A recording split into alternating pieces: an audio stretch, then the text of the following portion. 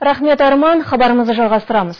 Болашақ білім беру бағдарламасына үлкен өзгерістер енгізілді. Бұған не себеп? Болашақта президенттік грант қалай бөлінеді? Осы және өзге де мәселелер Лондон экономика және саяси зерттеулер мектебінде өткен басқосуда талқыланды. Лондон экономика және саяси зерттеулер мектебі әлемдегі сапалы білім беретін жоғары оқу орындарының бірі. Бұл қара шаңырақта 50-ге жуық студент болашақ бағдарламасы бойынша білім алды.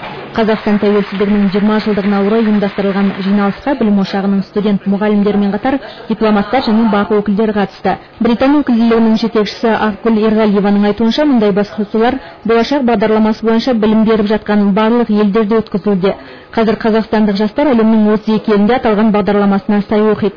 Жиында талқыланған басты тақырып президенттік грант тұжырымдамасының өзгеруі. Негізгі өзгерістер бакалавриаттан бас тарту, жұмыс берушімен әріптестік орнату. Оқу орнының профессоры Джулиан Сен бұл дұрыс шешім деп есептейді. Жапонияда 19 ғасырдың 60 жылдары болашаққа ұқсас бағдарлама жұмыс істеді.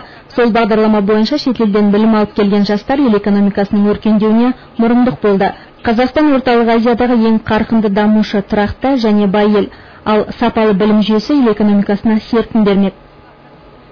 Батыс сарапшыларының пікірінше, Қазақстан нақты экономикалық инновациялық бағдарламалар мен білікті мамандар арқылы басымдыққа ие.